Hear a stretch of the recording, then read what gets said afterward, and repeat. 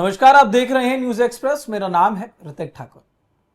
सोनम वांगचुक को जंतर मंतर से जब 18 तारीख को हटाया गया, उसके बाद जो सीजेपी के प्रोटेस्टर्स वहां पर मौजूद थे, बहुत सारी तरीके की बातें आई। उसके बाद प्रदर्शनकारियों को भी कहा गया कि वो जो है अब जंतर मंतर से हट जाएं। सोनम वांगचुक को हटाने की जो मुख्य वजह थी वो ये थी कि सोनम वांगचुक का जो स्वास्थ्य था वो लगभग, क्योंकि 20-21 दिन से अगर वो हड़ताल पर हैं तो उनका स्वास्थ्य देखना भी एक बहुत चैलेंजिंग हो जाता है, क्योंकि जब आप हंगर स्ट्राइक पे रहते हैं उसके बाद आपके शरीर में बहुत अलग अलग तरीके के चेंजेस आते हैं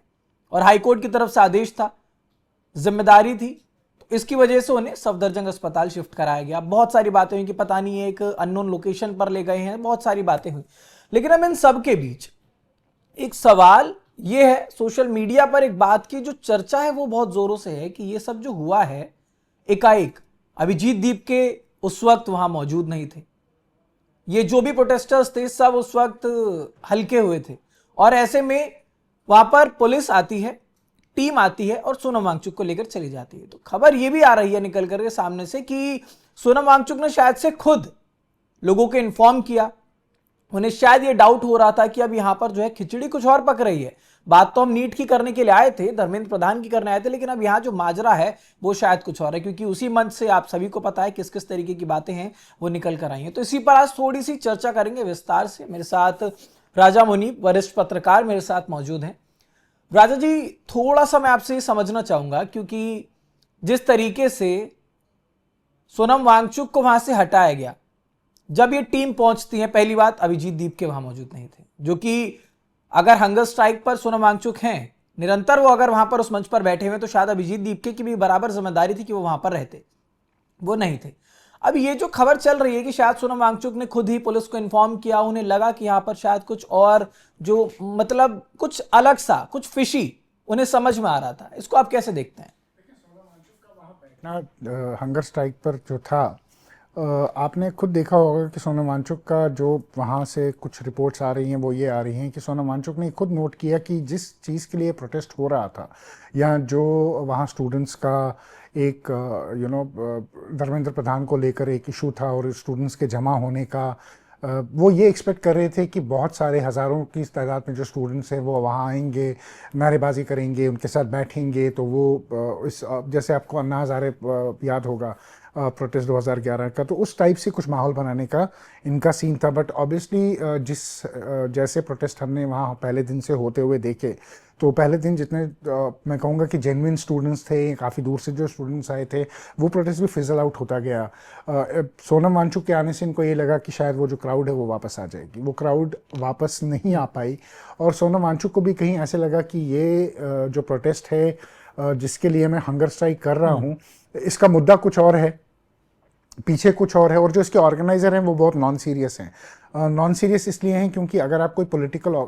आंदोलन चला रहे हैं तो एटलीस्ट आप में इतनी पॉलिटिकल सेंस ज़रूर होनी चाहिए कि आपको उसको कैसे मैनेज करना है। अगर ये आदमी वहाँ पर स्टेज पर ही सो रहा था भूख हड़ताल करके, तो जो इसके मेन ऑर्गेनाइजर्स हैं, चाहे फिर वो सौरभ दास है, अभिजीत दिपके है, हाँ विजय दहिया है, कम से कम इनको स्टेज पर ही रहना चाहिए था। अगर ये वहाँ पर सो रहा था तो उनके बगल में ही सोते, मगर उन्होंने अपने लिए जिम्मेदारी होनी चाहिए, जिम्मेदारी कहीं पर नहीं थी। तो एक नॉन सीरियस अप्रोच जिसको हम बोलेंगे कि ठीक है, हमने किसी को ले आए, उसका फेस बना के बिठा दिया, हम इसको पॉलिटिकली मैनेज कर रहे हैं, ये ऐसा लग रहा था कि ये जैसे कॉन्ट्रैक्ट इस्तेमाल हो रहा है, ऐसा इस्तेमाल हो रहा है, सोनम वांगचुक का इस्तेमाल हो रहा हाँ था। इस्तेमाल हो रहा है। हम पॉलिटिकल कॉन्ट्रैक्ट लेकर बैठे हैं, कुछ कर रहे हैं, 2-3 घंटे का परफॉर्मेंस करते हैं, डांस परफॉर्मेंस करते हैं, या रोना धोना लगा देते हैं कैमरा के सामने, या वो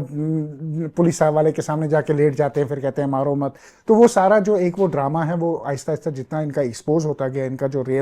रियलिटी जब इनकी एक्सपोज होती गई, तो मुझे लगता है कि सोनम वांगचुक के पास कोई निकलने का रास्ता नहीं था, तो यही एक रास्ता था उसके पास। ठीक है, लेकिन राजा जी, दो बातें हैं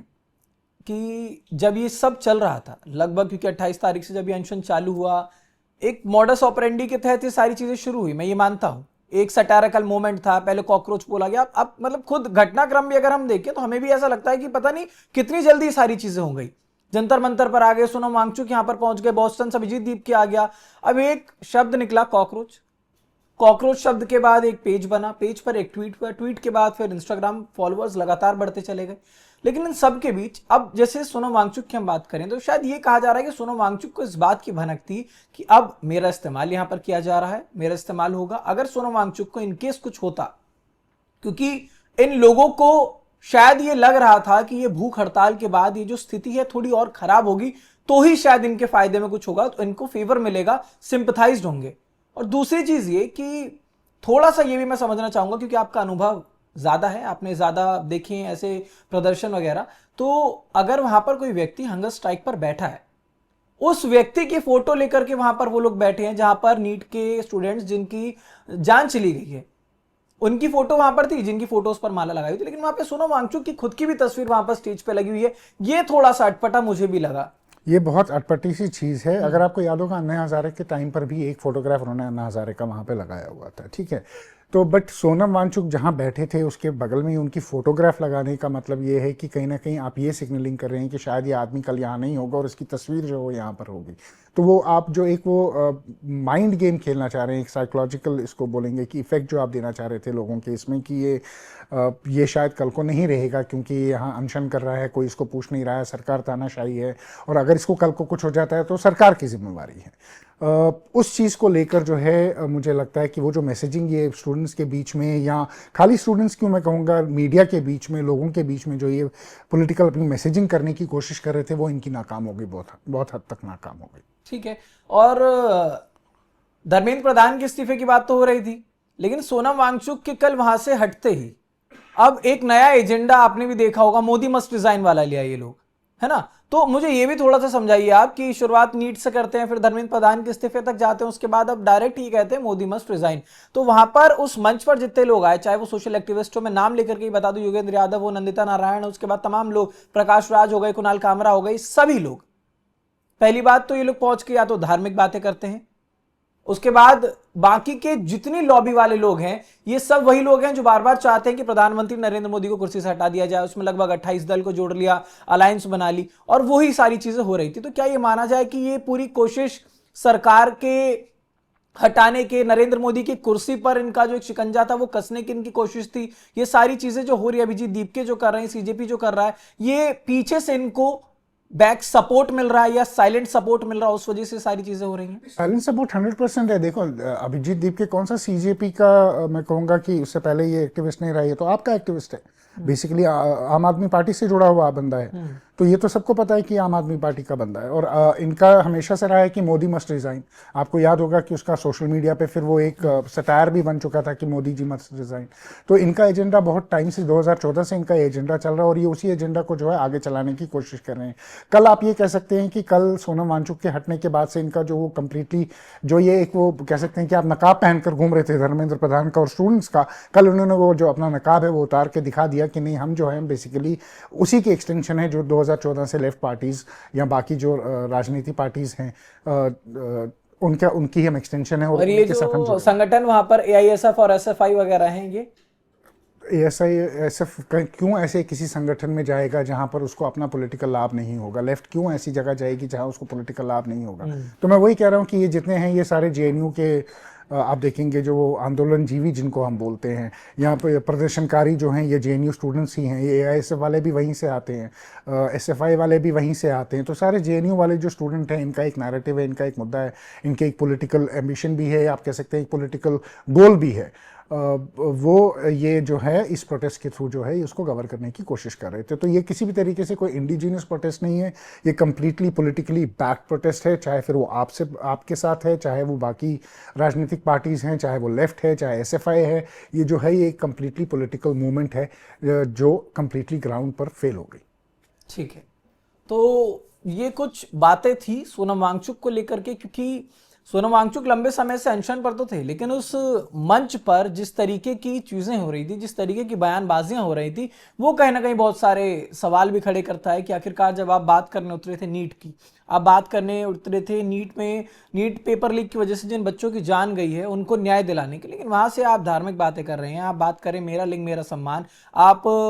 धार्मिक से हट करके अलग अलग तरीके की बातें कर रहे हैं, लोगों की आस्थाओं को ठेस पहुंचा रहे हैं। तो ये कहीं ना कहीं ऐसा लगने लगा था कि शायद उस मंच पर जो जो तरीके की चीजें हो रही थी वो सोनम वांगचुक भी शायद उससे अनकंफर्टेबल हो रहे थे। उनको लग रहा था कि यहाँ शायद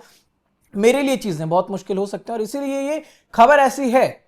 जो सुनने में आ रहा है। सोशल मीडिया पर इस बात की लहर है कि सोशल मीडिया पे बोला गया, सोशल मीडिया ने ये दिखाया कि सोनम वांगचुक ने खुद ये खबर की कि आप आइए, कुछ यहाँ पर अलग तरीके की चीजें हैं, और वो भी वक्त तब जब अभिजीत दीप के वहां मौजूद नहीं थे, जब कोई भी वहां पर जो ऑर्गेनाइजर था वो वहां पर मौजूद नहीं था, उस वक्त ये सारी चीजें हैं।